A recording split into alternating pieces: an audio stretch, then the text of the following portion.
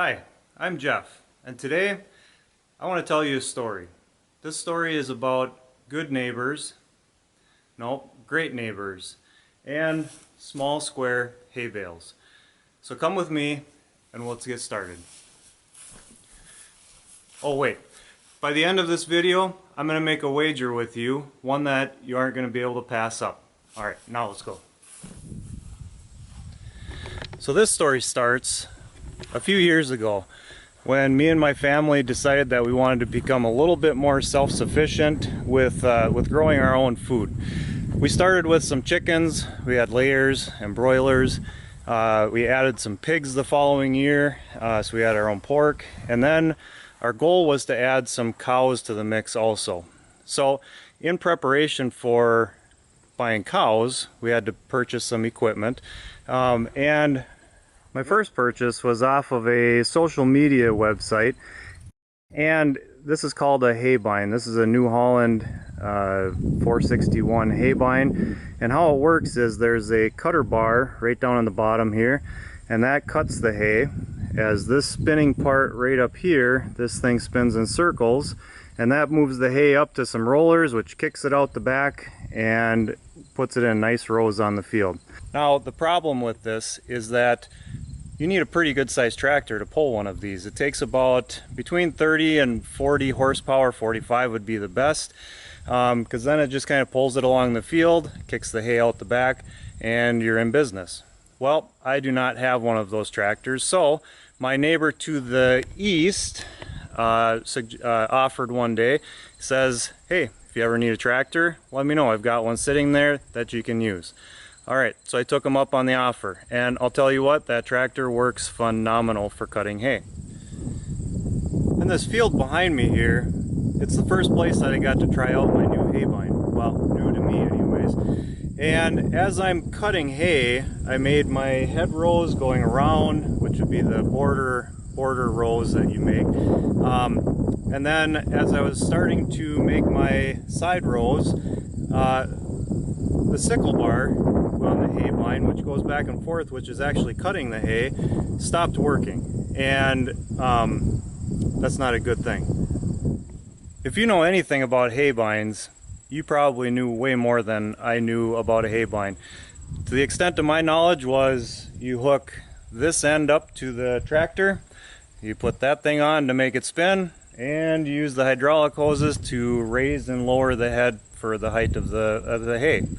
Well, right down there is what's called a wobble box, and what that does is it goes back and forth really fast, which then connects to the sickle bar with this point here, and as that's going back and forth, everything is supposed to work perfect. Well, when I came down off the tractor to look at what was going on, there's a bearing right in there on both sides. Both of them were, well, one of them was completely out of the wobble box, and the other one was hanging on by a thread. Which brings me to neighbor number 2 to the west. They saw me break down in the field, and they asked if they could help in any way, and he was going out to cut some hay the next morning on a field that he's renting, and offered to cut the rest of my field, being I was not going to have time to fix the wobble box and get out there to cut the rest of the hay and do a good job at it. So he did. He cut the rest of my field for me, and so then my hay is laying on the ground. He also offered to let me use his hay rake, which was absolutely wonderful. I love raking hay.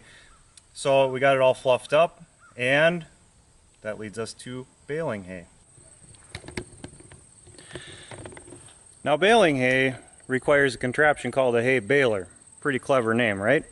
So what I got here behind me is a John Deere 24T. Now, any research that I've done says that these things have been, they've done wonderful throughout the years. They've probably baled millions and millions of bales, and so I looked on social media site again.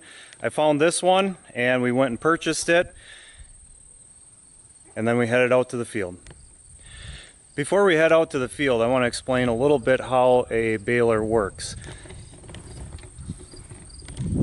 So you've got this part here, it's got these little teeth on it, and they spin up and they pick the hay up and they bring it back to this swirly thing back here, which that swirly thing pushes the hay into the chute back there.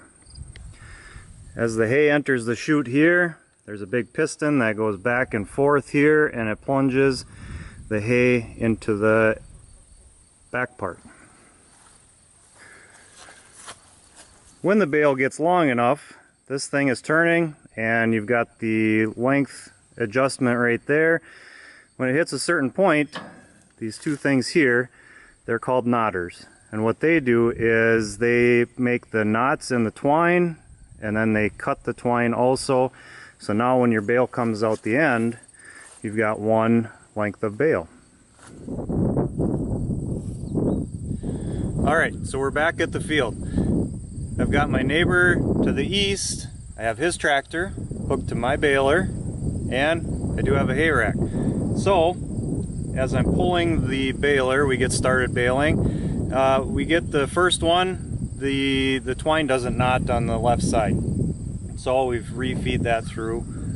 And then it still doesn't tie, and I noticed that it's catching on something. So we kind of straighten that out.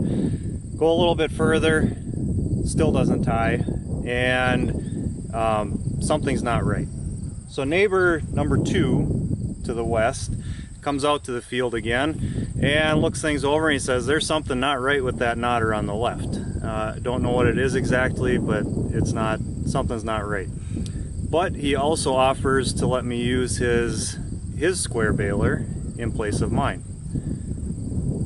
So imagine, if you will, I'm pulling a baler that's not mine with a tractor that's not mine, and my hay wagon, the tires are no good, so I'm also pulling a wagon that is not mine on a hay field that is not mine. And we can't forget how important it is to have a barn to store the hay, which all of this hay is up in the barn of neighbor number 1 to the west, who also contributed to the baling of the hay and putting the hay up here. If you remember back to the beginning of the video, I referred to my neighbors as being great neighbors and not good neighbors. And the reason I use the term great is because with me using every piece of equipment on property I didn't own, not one of them asked for anything in return. And not money, not a favor in return. They offered all of that stuff just because they're good people.